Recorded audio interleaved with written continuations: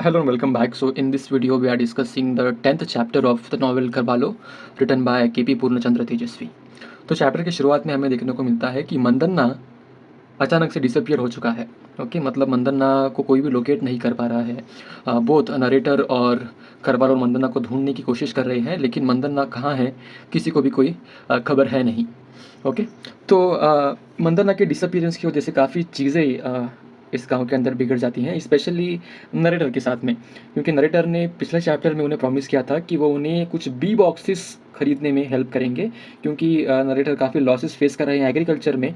तो उन्हें मंदना ने एडवाइस किया था कि वो कुछ बी बॉक्सेस खरीद कर बी कीपिंग के बिज़नेस को वो ट्राई कर लें। ओके, तो हालांकि मंदना ने प्रॉमिस किया था कि वो उन्हें हेल्प करेंगे, लेकिन अभी मंदना अचानक से गायब हो चुका है, तो इसलिए नरेटर काफ़ी फ्रस्ट्रेटेड हो गए हैं। और नरेटर के अलावा हम देखते हैं कि करवालो भी काफ़ी इंक्वायरीज़ कर रहे हैं कि मंदन्ना कहाँ है, क्योंकि करवालो को लगता है कि मंदन्ना एक काफ़ी अच्छा रिसोर्स है उनके साइंटिफिक इंक्वायरी के अंदर, एक काफ़ी अच्छा गाइड की तरह वो वर्क कर सकता है, और करवालो को काफ़ी हेल्प मंदन्ना की ओर से मिल सकती है प्रैक्टिकल नॉलेज को लेकर। और काफ़ी इन्वेस्टिगेशन के बाद नरेटर को पता चलता है कि मंदन्ना इसीलिए गायब है क्योंकि मंदन्ना को शादी करनी है। इस शादी का टॉपिक हमने पहले चैप्टर में भी डिस्कस किया था, और मंदन्ना काफ़ी डेस्परेट है शादी को लेकर। Mandanna is not happy at all, और मंदन्ना स्पेशली इसीलिए नाराज़ है क्योंकि लक्ष्मण, जो कि उससे सेम उम्र का है, उसकी शादी हो चुकी है और वो काफ़ी खुशहाल ज़िंदगी बिता रहा है।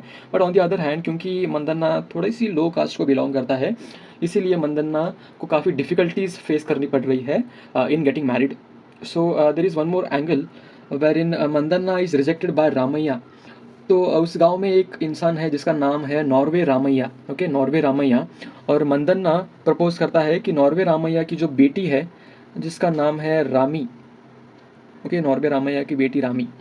तो मंदन्ना इस रामी से शादी करना चाहता है, लेकिन रामी का फादर नॉर्वे रामैया वो मंदन्ना को रिजेक्ट कर देते हैं, क्योंकि उनका प्राइमरी रीज़न है लैक ऑफ एम्प्लॉयमेंट। वो कहते हैं कि मंदन्ना एक विलेज फूल तो है ही, मंदन्ना को सभी गधा समझते हैं, लेकिन उसके अलावा मंदन्ना के पास कोई भी कॉन्क्रीट एम्प्लॉयमेंट नहीं है, कोई भी कॉन्क्रीट जॉब नहीं है। तो इसी वजह से मैं अपनी बेटी का नुकसान क्यों करवाऊँगा। ओके, जलते कोयले में अपनी बेटी को मैं क्यों धकेलूँगा। तो कहते हैं कि क्योंकि मंदना के पास कोई भी स्टेबल सोर्स ऑफ एम्प्लॉयमेंट नहीं है, इसीलिए वो हिचकिचा रहे हैं मंदना को अप्रूवल देने से।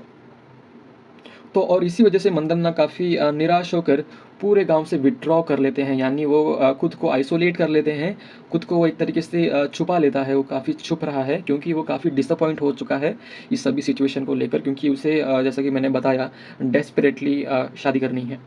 सो ये अलग केस हो गया। और on the other hand we have a B crisis. Okay, narrator के घर के पास एक नया क्राइसिस, एक नया केओस वहाँ पे पनप रहा है, क्योंकि जैसे हमने बात की थी, वो बी पॉट की जो सारी स्वॉर्म था, एक मक्खियों का, मधुमक्खियों का झुंड जो था, वो नरेटर के घर के पास, समझ लीजिए कि ये नरेटर का घर है, और उनके घर के बगल में ही एक छोटी सी, कह सकते हैं कि आप, एक स्टोर रूम वहाँ पर है नरेटर के बगल में ही, बगल के घर में ही, जो एक एक्चुअली में कोई घर नहीं है, छोटा सा रूम है, एक स्टोर रूम की तरह जो वहाँ पे जगह है, उसके अंदर एक बड़ा सा झुंड, मधुमक्खियों का बड़ा सा झुंड वहाँ पे अराइव हो चुका है, वहाँ पे आ चुका है।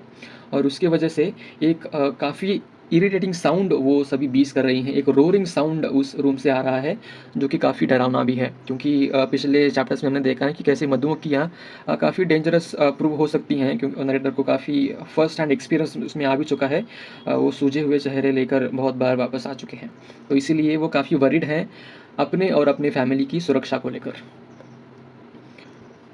और जब वो अंदर जाकर देखते हैं इस रूम में, जैसे कि मैंने यहाँ पे ड्रॉ किया है, इस रूम में वो जाकर देखते हैं तो थाउजेंड्स ऑफ बीज, एक वहाँ पे जो छोटा सा पॉट रखा हुआ है, उस पॉट के अराउंड ये बीज सर्कल कर रही हैं, उस पॉट के अंदर जाने की वो कोशिश कर रही हैं। वो उस पॉट के ओपनिंग का, यानी उसके उस, ये जो सर्कल है उसका मेजरमेंट वो बीज ले रही हैं, क्योंकि मुझे लगता है कि ये पॉट उनके लिए एक पोटेंशियल कॉलोनी हो सकता है।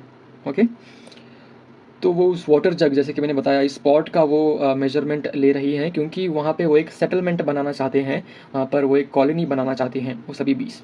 ओके। और कुछ समय के बाद, कुछ दिनों के बाद हम देखते हैं कि वो बीस डिसाइड करती हैं कि इस स्पॉट के अंदर ही वो एक अपनी कॉलोनी बना लेंगे। तो इस स्पॉट के अंदर वो छत्ता बनाना शुरू कर देती हैं बीस।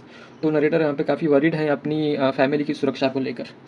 तो नरेटर, जैसे कि हमें पता है कि उससे कोई भी what is that pre hand knowledge नहीं है इन बीस को कैसे हैंडल करना है उस बारे में। तो इसीलिए नरेटर कुछ प्रोफेशनल हेल्प यहाँ पर सीख कर रहे हैं। और प्रोफेशनल हेल्प से हम यहाँ पर मीन करते हैं कि नरेटर को अभी एग्जैक्टली मंदन्ना की ही हेल्प चाहिए, क्योंकि मंदन्ना ही एक राइट पर्सन है जो इस सिचुएशन को हैंडल कर सकता है। तो नरेटर काफ़ी कोशिश करते हैं कि मंदन्ना के पास ये मैसेज पहुंचाने की, और मंदन्ना से हेल्प मांगने के लिए वो काफ़ी कोशिश करते हैं। और इसी चक्कर में वो बी सोसाइटी को भी विज़िट करते हैं, बी कोऑपरेटिव सोसाइटी, जैसे हमने पहले भी डिस्कस किया था, उससे भी वो जाकर विज़िट करते हैं, लेकिन वहाँ पर मंदन्ना नहीं होता है। बट मंदन्ना का जो कंपेनियन होता है, को वर्कर होता है लक्ष्मणा, उससे वो हेल्प मांगते हैं। लेकिन लक्ष्मणा भी काफ़ी अनहेल्पफुल उन्हें सजेशन देता है। लक्ष्मणा कहता है कि मेरे पास तो इसके लिए कोई सोल्यूशन नहीं है, आप जाकर मंदन्ना से पूछिए, क्योंकि Mandanna is an expert in this field और वो आपको हेल्प करेगा बी बॉक्सेस को काफ़ी चीपली खरीदने के लिए। तो नरेटर एक्चुअली यहाँ पर लक्ष्मणा से मिलकर कहते हैं कि मुझे कुछ बी बॉक्सेस चाहिए, क्योंकि ये सभी मधुमक्खियाँ मेरे घर के अंदर ही घुसी चली जा रही हैं। So I want a B box to store them. So लेकिन लक्ष्मणा कहते हैं कि मुझे पता नहीं कि बी बॉक्सेस आपको कहाँ पर अच्छे दाम पर मिलेंगी, तो बेहतर होगा कि आप मंदन्ना के पास जाइए और मंदन्ना आपको आधे रेट में, 50% रेट में आपको बी बॉक्सेस खरीद कर दे देगा। तो ये सुनकर नरेटर और भी ज़्यादा डिसअपॉइंट हो जाते हैं, क्योंकि मंदन्ना का तो कोई पता है ही नहीं। तो इस कन्फ्यूजन को चलते नरेटर और प्यारा डिसाइड करते हैं कि उन्हें खुद ही इस सिचुएशन से अभी निपटना पड़ेगा। तो एक काम करते हैं, उस स्पॉट को वो लेकर जंगल में जाकर छोड़ देते हैं। लेकिन इसकी वजह से रिएक्शन ऐसा होता है कि जो कॉलोनी जो बीज बना रही थी, वो कॉलोनी स्प्लिट हो जाती है, यानी उस कॉलोनी के दो टुकड़े अब हो जाते हैं, उस छत्ते के अब दो टुकड़े हो जाते हैं। क्योंकि जो बीज हनी को इकट्ठा करने के लिए घर से बाहर गई थी, जब वो नरेटर के घर के वापस आती हैं, तब वहाँ पर उन्हें बी पॉट नहीं मिलता है, और इसीलिए वो बीज काफ़ी एंग्री हो जाती हैं। तो कुछ बीज अभी फॉरेस्ट में हैं और कुछ बीज नरेटर के घर में हैं, नरेटर के हाउस में हैं। तो इसीलिए हम इस कॉलोनी के स्प्लिट के बारे में हमने बात की थी ना, तो अभी दो कॉलोनीज़ वहाँ पर तैयार हो चुकी हैं। तो जो लोकेशन, जो एक ही सिंगल लोकेशन थी, एक ही सिंगल कॉलोनी थी, अभी वो दो कॉलोनीज़ में डिवाइड हो चुकी हैं।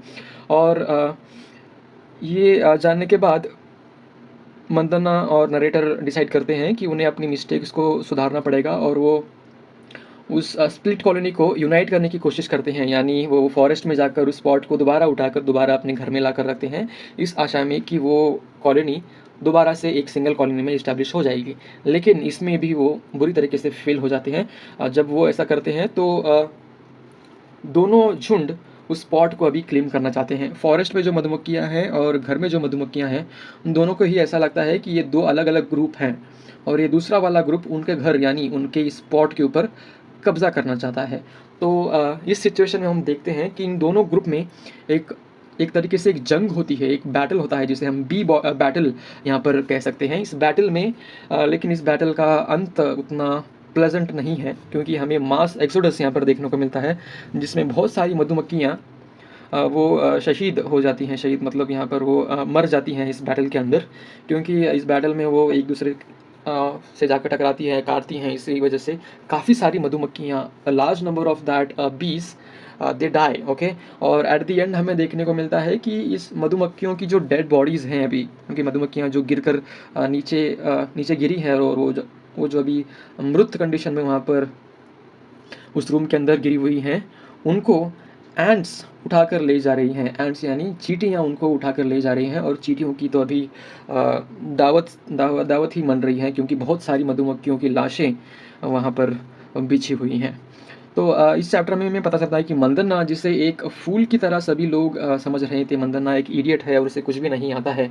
लेकिन कुछ ही दिनों के लिए जब मंदन्ना गांव से चला जाता है, मंदन्ना जब किसी से भी नहीं मिल रहा होता है, तो कितना सारा केओस यहाँ पर मचा हुआ है। तो मंदन्ना की नीड कितनी ज़्यादा है, स्पेशली नरेटर को, और स्पेशली उसकी एक्सपर्टीज़ को लेकर कितनी ज़्यादा नीड है उस गांव में।